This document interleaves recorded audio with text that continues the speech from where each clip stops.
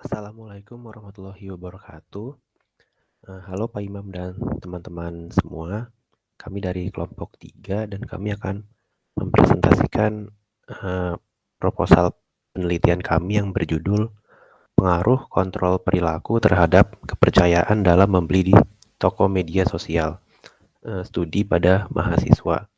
Sebelumnya kelompok kami terdiri dari Altaf Syah, Muhammad Fikri, Iman Ismail, Fahri Dewanto, yaitu saya sendiri, kemudian Adi Surya Dharma. Nah, berikut outline dari presentasi kami. Yang pertama ada latar belakang, yang kedua ada pertanyaan penelitian, yang ketiga ada landasan teori, keempat ada penelitian terdahulu, kelima ada model penelitian, dan yang keenam ada desain penelitian. Kemudian saya akan menjelaskan mengenai latar belakang penelitian ini. Nah, jadi pada saat ini teknologi digital itu sudah semakin maju dan mengakibatkan munculnya media sosial yang ramai digunakan seperti saat ini. Contohnya adalah Instagram, Line, Facebook, Twitter, dan lain-lain. Nah, pengaruh dari media sosial itu begitu kuat karena banyaknya penggunanya.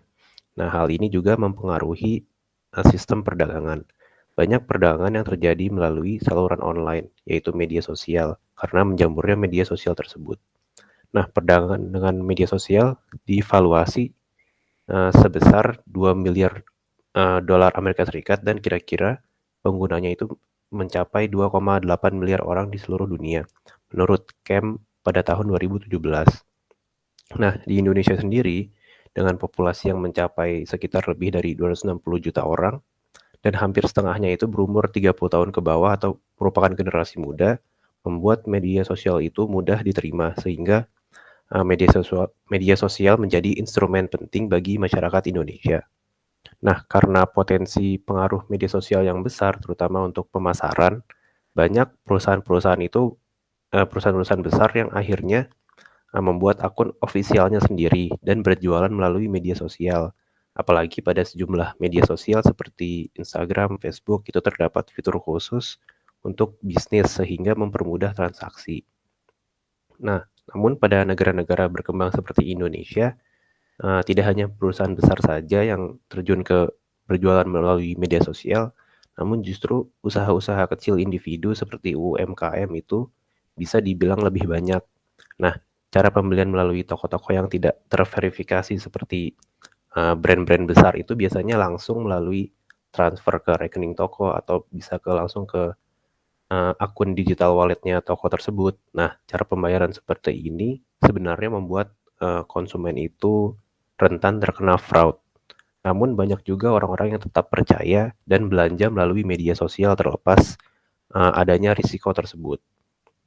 Nah, toko-toko media sosial itu bisa mendapatkan kepercayaan dari konsumen, salah satunya melihat beberapa indikator seperti dengan semakin banyaknya pembelian dan ulasan yang baik dari pelanggan toko, maka semakin banyak trust atau kepercayaan yang didapatkan pada toko tersebut.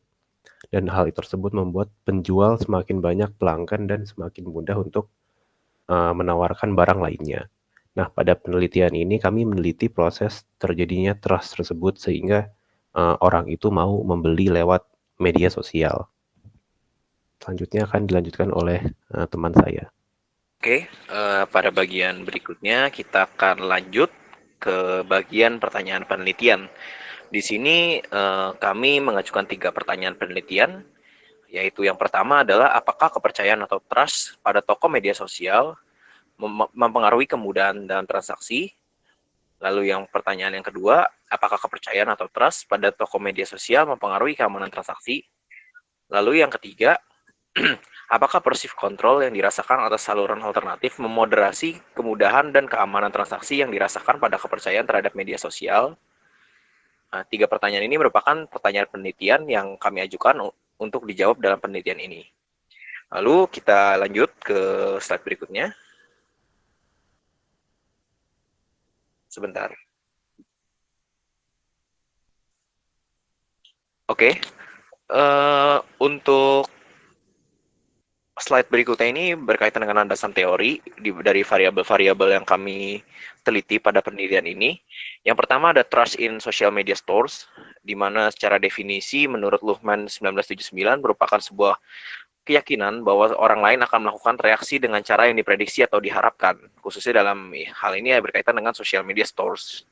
Lalu yang kedua ada perceived control over alternate means, di mana menurut Mulyadi 2007 ini merupakan suatu usaha untuk mencapai tujuan tertentu melalui perilaku yang diharapkan. Lalu kita lanjut ke variabel berikutnya, itu ada perceived security of transaction, di mana di sini merupakan suatu derajat keyakinan seseorang bahwa teknologi yang digunakan untuk mengirimkan informasi yang sensitif seperti misalnya data konsumen atau data transaksi finansial itu terjamin keamanannya. Itu menurut Arpaci 2015. Lalu selanjutnya kita masuk ke variabel perceived ease of transaction, di mana di sini adalah sebuah tingkatan di mana seseorang percaya bahwasanya penggunaan sistem tertentu mampu mengurangi usaha seseorang dalam mengerjakan sesuatu. Ini didefinisikan oleh David 1989. Lalu yang terakhir ada purchase intention, di mana di sini didefinisikan oleh Bletch 2004 sebagai suatu kecenderungan untuk membeli sebuah merek dan secara umum berdasarkan kesesuaian antara motif pembelian dengan atribut atau karakteristik dari merek yang dapat dipertimbangkan. Oke, untuk slide selanjutnya akan dilanjutkan oleh teman saya. Terima kasih.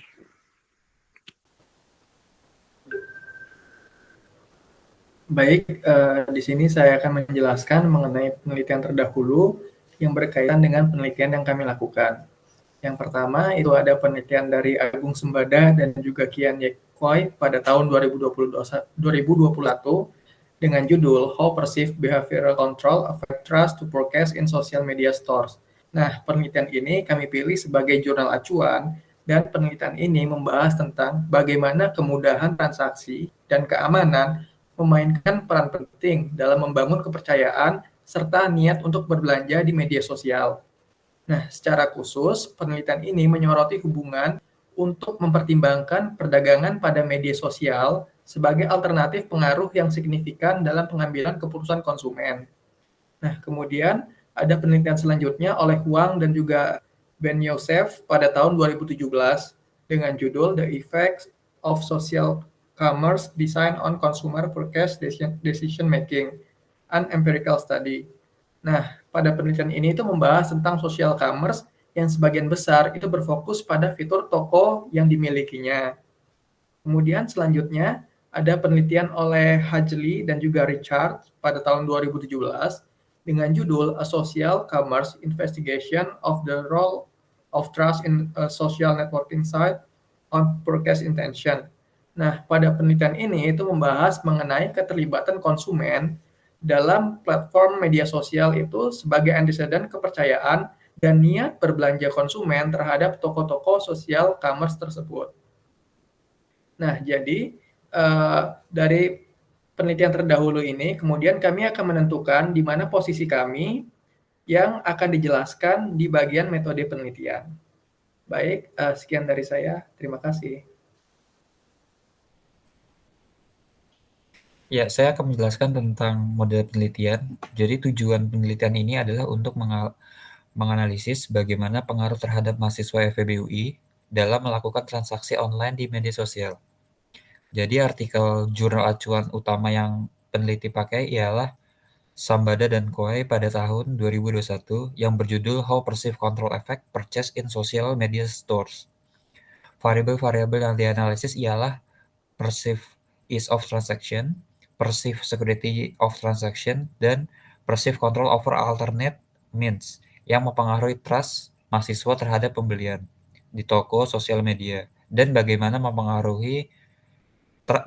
trust mempengaruhi purchase intention mahasiswa FEB UI tersebut sehingga menghasilkan hipotesis sebagai berikut. Kita bisa lihat H1-nya ialah trust pada toko sosial mempunyai hubungan positif terhadap purchase intention. H2, ease of transaction memiliki hubungan yang positif terhadap trust dalam penggunaan toko media sosial. H3, Perceived Security of Transaction memiliki hubungan yang positif terhadap trust dalam penggunaan toko media sosial. H4, Perceived Control over Alternate Channel memiliki efek yang moderat terhadap perceived ease of transaction atas trust terhadap toko media sosial dan hanya signifikan ketika tingkat perceived control-nya tinggi. H5, Perceived Control over Alternate Channel memiliki efek yang moderat terhadap perceived of security transaction atas trust terhadap toko media sosial dan hanya signifikan ketika perceived control-nya tinggi. Baik, selanjutnya saya akan membahas mengenai desain penelitian. Jadi, pengambilan data dalam penelitian ini dilakukan secara single cross-sectional, di mana penelitian ini terdiri dari pengumpulan informasi dari sampel populasi hanya satu kali. Lalu di dalam penelitian ini dilakukan dalam 3 tahap, yaitu yang pertama ada wording test, lalu pre-test, dan main test. Nah, pada tahap wording test ini bertujuan untuk melihat kesesuaian pemahaman antara satu responden dengan responden yang lain. Nah, di mana pada tahap wording test ini akan dipilih sebanyak 10 responden. Lalu selanjutnya ada tahap pre-test, di mana pada tahap ini 30 responden dipilih untuk mengisi kuesioner yang diberikan, kemudian datanya akan diolah untuk mengetahui apakah kuesioner yang diberikan itu valid dan reliable.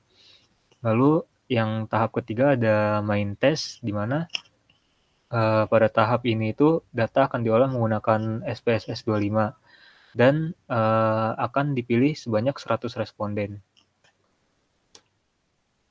Nah, selanjutnya untuk metode pengambilan sampel, jadi di sini ada 2 kriteria responden yang dibutuhkan dalam penelitian ini.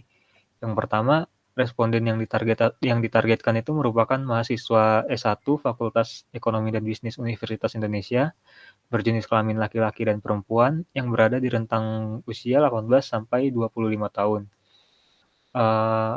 Lalu selanjutnya yang kedua, responden pernah melakukan pembelian barang melalui online store di media sosial dalam 6 bulan terakhir sebelum menerima kuesioner penelitian, serta mengikuti minimal 1 akun toko online baik di online marketplace maupun di media sosial.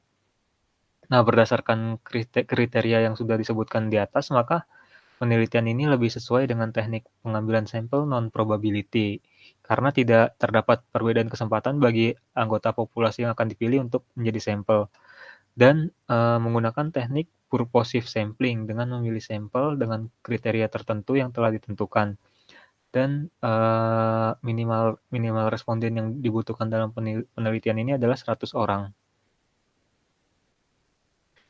Selanjutnya masuk ke metode analisis data. Jadi yang pertama itu ada analisis kuesioner awal. Pada analisis kuesioner awal ini, peneliti melakukan wording test kepada 10 responden untuk mengetahui apakah mereka mengerti dengan pertanyaan yang diajukan pada kuesioner, di mana nantinya kritik dan saran dari responden akan ditampung dan menjadi bahan referensi untuk perbaikan kuesioner baru yang bersifat final. Lalu selanjutnya ada uji validitas dan reliabilitas, di mana peneliti akan melakukan pretest kepada 30 responden untuk menguji validitas dan reliabilitas data menggunakan software SPSS. Sebelum nantinya akan dilakukan main test terhadap responden yang lebih banyak. Lalu yang selanjutnya ada analisis deskriptif. Nah, pada analisis deskriptif ini meliputi deskripsi data penelitian yang mencakup variabel dan indikator. Nah, deskripsi data penelitian respondennya ini mencakup seperti jenis kelamin, usia, pendidikan terakhir, pendapatan, terus intensitas belanja melalui media sosial, jumlah akun toko online yang diikuti, dan motivasi untuk melakukan pembelian. Lalu yang selanjutnya yang terakhir ada uji structural equation modeling atau SEM. Jadi SEM ini teknik multivariat yang menggabungkan analisis faktor dan regresi berganda yang menguji antara variabel terukur dan konstruk laten secara simultan. Nah, pada uji SEM ini nanti ada terbagi menjadi 2 bagian, yaitu ada model pengukuran dan model struktural. Nah, pada model pengukuran ini kayak dilakukan ada uji kecocokan dengan mengukur beberapa indeks seperti Chi-square, goodness of fit index, lalu ada adjusted goodness of fit index, dan lain-lain. Lalu yang kedua ada model struktural, di mana nanti di model struktural ini juga terbagi menjadi dua, yaitu ada analisis kecocokan model struktural dan analisis hubungan kasual. Baik, sekian presentasi dari kelompok kami, kurang lebihnya mohon maaf. Terima kasih.